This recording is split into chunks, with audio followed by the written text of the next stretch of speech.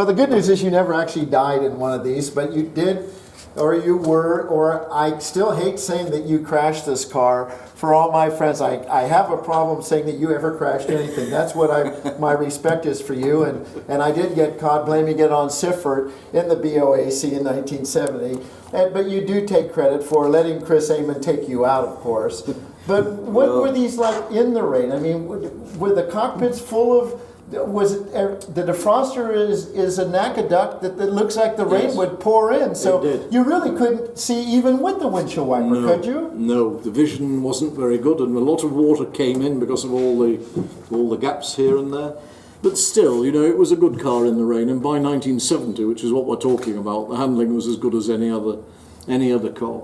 I mean, there are other cars. The Lola T70 Mark IIIB would have been as quick or quicker than a 917 if it had the power and reliability, but it didn't. The 917 was just a fantastic piece of development by Porsche engineers, and the effort that went into it and the money that was spent at the time by Porsche when they didn't have such huge resources as they do today is pretty amazing. I mean, the whole thing was fantastic. Well, Piet was pretty much responsible, was he not, for bringing all... Who's in charge of the Volkswagen group right now, which of course is Volkswagen, Audi, and Porsche. He still runs the helm, but this was his baby. He was the racing. He was the one that pushed it forward, and without him it would never have happened. No question. Wow. In 1970, winter of 1970, I was called to Weissach to test the new 908-3, and it was snowing. It was January. So when they called me, I said, but, you know, it's snowing. They said, this is not a problem. Herr Pierck has an answer. So I said, so I go to Stuttgart, land, snow, get to Weissach. They clear the snow, and they've spread a special material on the track from the airport. So I go out in the 908-3, and, of course, two or three slow laps, warming it up. And the fourth lap, I open it right up, and I immediately, on the spin, I go spinning down like this, and I landed in a snowbank. So I jumped out of the car, and as I jumped out, I slid and fell on the ice. So I stood up, and a few minutes later, the engineers and Herr Pierck arrived. And I said, what is the problem, Herr Redman?